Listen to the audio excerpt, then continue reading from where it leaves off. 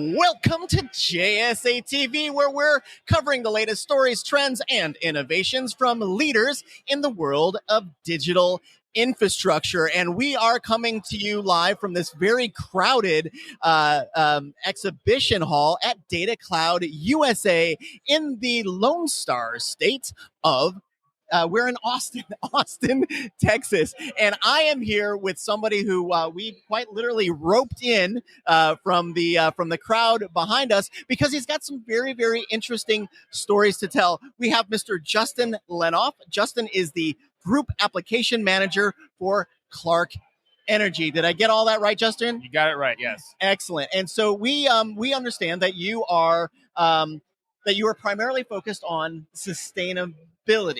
And decarbonizing industrial loads. Okay. So how do we use hybrid energy to decarbonize industrial loads? Obviously, it's really a transition. Right now, there's a lot of fossil fuels used, and we know that it's not a step function to go from fossil fuels to renewable. So it's a transition, really, and that's where I come in. So I help develop hybrid energy solutions. Okay, so yeah. I love this.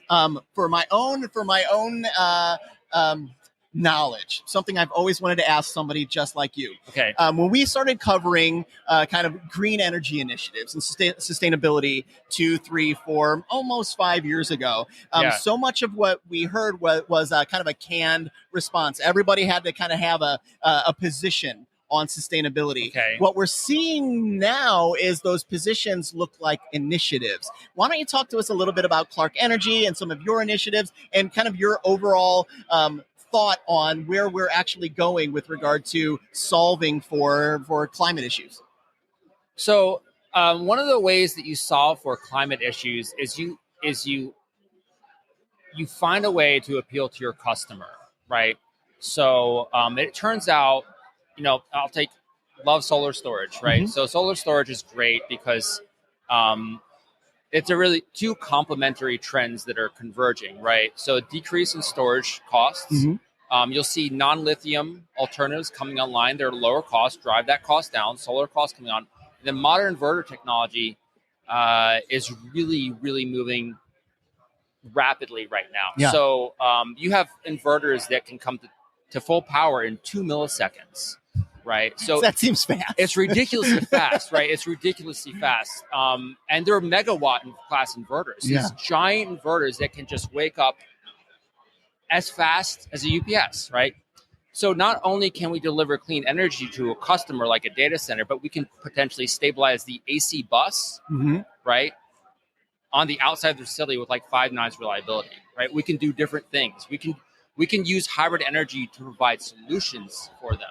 And that's one of the ways that we're approaching this is we don't want to just say, hey, there are a lot of, I think incentives out there to decarbonize. Yeah. But we don't want to just run on that alone. We want to solve their problems with renewable energy, right? So we want to figure out how to do that. So how receptive? Like when you go to a potential customer with that message, like we're going to solve this problem, and in so doing, we're going to help with your ESG or your sustainability initiatives. Right. How receptive are they to that message? They're very receptive. Typically, they're very receptive, and a lot of that, I say they're receptive once they understand their options. Yeah. So my job at Clarke, I'm an applications manager for Clarke, and a lot of times customers don't understand, hey, there are these ITCs out. Hey, there are these grants out. Hey, you have these different revenue generation programs that you can participate in with your utility, and this is how you participate in them. So they don't actually know how hybrid energy or microgrid can actually be used to reduce their CapEx and OpEx and give them like a 3 to 4 year payback. And in a lot of markets, I can do that. So obviously California, Texas, that's easy. The Northeast, right? Those are easier. But even in some other markets where the incentives aren't as heavy, you can still do that, right? Because you can start clipping demand charges. You can do a lot of different things, like, for example, with storage solution and also with solar to really get them a payback that meets their bottom line, right? Interesting. And they just typically don't even know that. They're like, what? So it's education. It's Like education. I feel like that is But it's another technical theme. education. We're talking about AI a lot the next 2 days, but education has already been part of every conversation that I've had. Right. And it's not just about educating on your specific solution, but about educating on what and how easy it would actually be, and the incentives associated with employing or deploying a solution like solar or whatever it might be. Right. It all comes together, and it's you got to dig into their load. You got to dig into everything about their facility, and the hard part about this is that every site can be different. It's not a cookie cutter solution. Yeah. You have to take into account everything. Do they have a thermal load? Do they need thermal dispatch capabilities? Is it thermally led? How obviously what's their ratings data for the region? You have to be able to pull in all of these things and really distill down a solution to them that their board can digest, that their CFO can digest, right? So that's part of what you have to do. So let's talk about CEOs and Sure. let's talk about boards of directors. Okay. By and large, the people who make up those positions generally tend to be older white males. Nothing wrong. Nothing wrong with older white males. Just how it goes. I at 50, almost 52. Way of the man, yeah. But so you're educating a group of people who have grown up in a much a different world. Yes. So how important is it? I promise I'm getting to my question. How important is it for folks like you, presumably the next generation of innovators and dreamers in our industry? How important is it for folks like you to come into the industry to help educate the decision makers who are sitting in those positions? Well, it's really important. I mean, obviously, one thing I would say is the younger people, we're going to inherit the earth. Yeah. So we're technically more heavily incentivized to do this. If you actually, there's no bigger incentive. if you actually really think about it.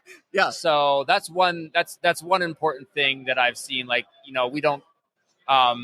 There's no room for callousness. There's no room for complacency.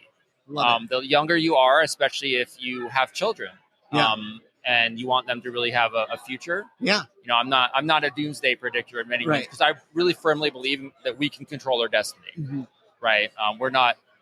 We can solve a lot of problems, but we can control our destiny. And that's what I would want to say, is that you can control your destiny. You can be part of the solution. You don't have to sit back and think that this is unsolvable. No, you can be part of the solution. Man, Justin, that is a really, really great message. You heard it from Justin. You can be. It's not about sitting back and hoping that the people who sit on these boards of directors or sit in those C-level positions will do it. You can do it. Right. Yeah. You can. Yes. Great Absolutely. message. Yeah. Absolutely. Justin, thank you so much for being here. Thank you. Also. Yeah, absolutely. And thank you, viewers, for watching JSA TV. Stay connected, stay healthy, stay dreaming, and keep watching JSA TV. We'll see you soon.